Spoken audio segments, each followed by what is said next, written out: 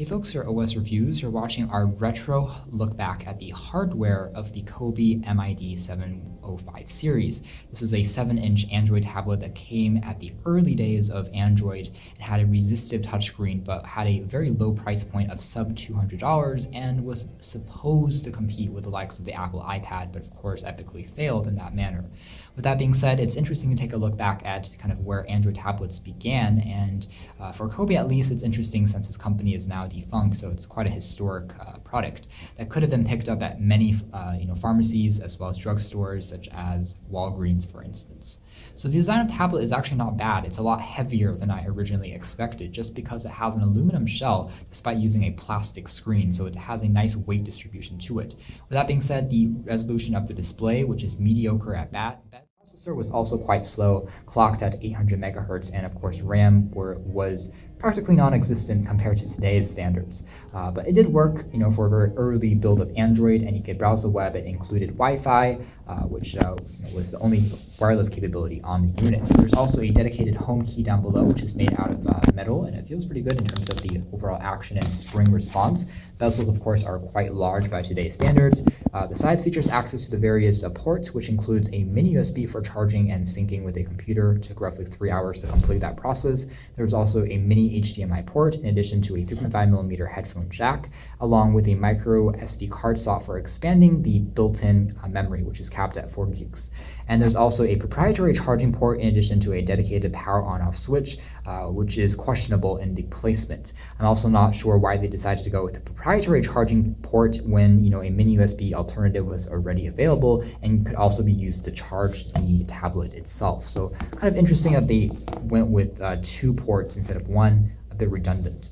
Back features access to a reset pen along with the built-in aluminum backing. There is no rear-facing camera, nor is there a front-facing camera. So just like the first generation iPad, one limitation was no Skype calls or no video conferencing at all. There is the tablet's sub-branding, which is part of the Kyros line, and there's also a mono speaker on the back, which can get quite loud, surprisingly. So that's the design of the tablet, actually a lot better than I thought it would be for a budget device that actually it's quite hefty and well made. You can see that the size of the overall tablet is reasonably slim, and there's also a port for the stylus, which has since been lost in this unit, but it was a plastic stylus. It's not active digitizer, or it doesn't use magnets in any sense or fashion, so it's not pressure sensitive. And there's also access to a volume rocker on the sides here, which also dubs as the kind of home and menu keys on the early days of Android, where you were obligated to have these 4 standard controls. Coby was one of the first kind of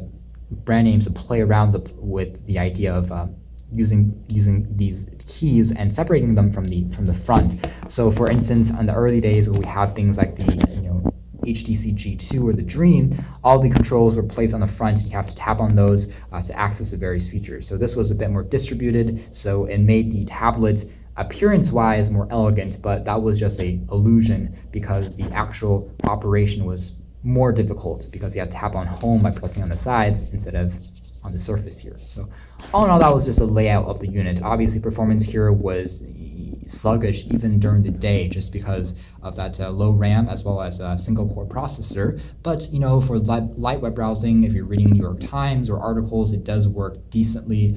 For streaming video content, okay, but it's not the best in the world. The speaker here is actually better than expected. And one of the highlights was that micro HDMI port, which allows you to mirror content onto an HD television or a projector, something that many competitors lacked at the time. And this thing also did not come with USB OTG, so no support for additional keyboards or mouse or so on and so forth. So anyways, an interesting look back at one of the earliest Android tablets and one of the cheapest that could be purchased just a few years back, part of the Kyros series by Coby, an MID or a media internet device, ultimately an Android tablet that left many wanting more, but still very low cost. You can check out more details about this in our retro article, but for now, this has been our video. Thanks for watching here at OS